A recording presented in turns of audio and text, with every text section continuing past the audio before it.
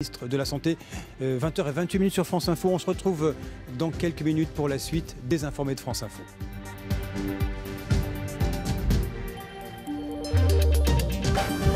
Entrepreneur, vous trouvez que vous passez trop de temps à la gestion administrative de votre entreprise? Imaginez ce que vous pourriez faire à la place. Je prendrai plus de temps pour servir mes clients. Moi, je créerai mon site internet.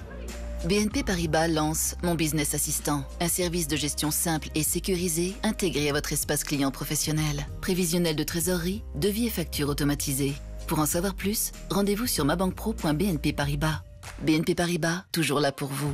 Voir conditions sur mabankpro.bnp Paribas. Pierre, 60 ans, a une passion dans la vie, se la simplifier. Alors côté énergie, Pierre a opté pour le gaz et l'électricité chez EDF. Donc un interlocuteur et une facture. Ainsi, Pierre peut se consacrer à son autre passion, les équations différentielles linéaires d'ordre 2. C'est le moment de choisir la bonne énergie. Chez EDF, un interlocuteur et une facture pour le gaz et l'électricité. Et ça change tout. Découvrez nos offres gaz au 3004. Devenons l'énergie qui change tout. Service et appel gratuit, conditions sur edf.fr/offre. L'énergie est notre avenir, économisons-la.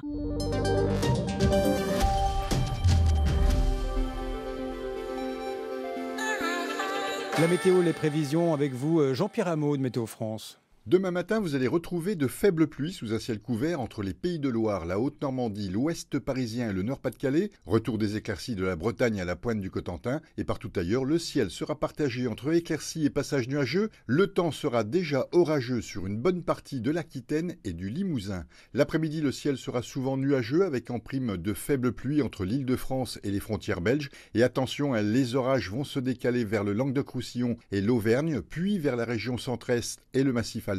Il faudra être vigilant, ces orages seront localement forts avec des rafales de vent, des pluies parfois diluviennes accompagnées de grêles. Vous profiterez quand même du soleil en basse vallée du Rhône ainsi qu'en Corse. Côté température, les minimales seront douces, les maximales évolueront entre 21 et 32 degrés, avec 21 à Lille, 24 à Paris et Bordeaux, 25 à Reims. Prévoyez 28 à Toulouse, 29 à Nancy, Dijon et Perpignan, 30 à Strasbourg et Marseille. On ira jusqu'à 32 degrés à Montélimar.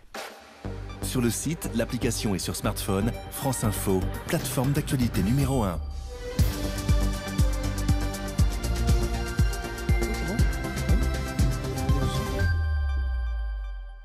20h30 sur France Info. L'info avec vous. Bonsoir Mathilde Romagnan. Bonsoir Jean-François, bonsoir à tous. 15 000, c'est le nombre de postes supprimés au sein d'Airbus dans le monde, annonce ce soir du groupe aéronautique européen.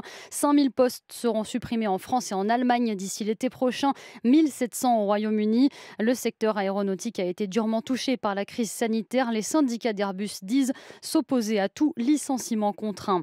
Suppression de postes également chez Air France, près de 7 500 postes en moins d'ici 2022. Dans un document préparatoire qui sera dévoilé vendredi, la direction précise qu'Air France et sa filiale régionale HOP seront concernés. Et c'est surtout le réseau français qui est touché. Grégoire Laclos. On a beau savoir que ça allait arriver, ça surprend. Les syndicats d'Air France sont tout particulièrement inquiets pour le secteur du court courrier, c'est-à-dire les implantations en France. Le PDG Ben Smith avait annoncé fin mai, en réponse au soutien financier du gouvernement, qu'il taillerait dans ce réseau France qui est déficitaire. La filiale domestique HOP va perdre plus de 40% de ses emplois, 1025 au total, c'est-à-dire 330 pilotes, 290 hôtesses et stewards et 405 personnels au sol. Ces sites de maintenance de Lille et de Morlaix sont menacés. Air France même va compter 6 560 suppressions de postes, 430 pilotes, 1560 hôtesses et stewards et plus de 4 500 personnels au sol. La moitié de ces suppressions devraient être couvertes par des départs naturels, le reste en départs volontaires, rupture conventionnelle collective pour les navigants et plan de départ pour le personnel au sol. Des départs contraints risquent d'être décidés, notamment pour les personnels au sol qui refuseraient une mobilité. Après négociation, les premiers départs devraient avoir lieu début 2021. Les explications donc de Grégoire Lecalot. Face à l'épidémie de coronavirus, l'anticipation en France a été sans commune mesure avec les autres pays européens. Déclaration d'Agnès Buzyn qui ajoute avoir été toujours en avance par rapport aux alertes des organisations internationales. L'ancienne ministre de la Santé est auditionnée en ce moment par la commission d'enquête de l'Assemblée nationale. Un remaniement gouvernemental prévu avant mercredi prochain. France Info l'a appris auprès d'une source haut placée au sein de l'exécutif. Vendredi se tiendra un dernier conseil des ministres dirigé par Édouard Philippe, le Premier ministre qui remettra sa démission du gouvernement au président de la République. 20h33.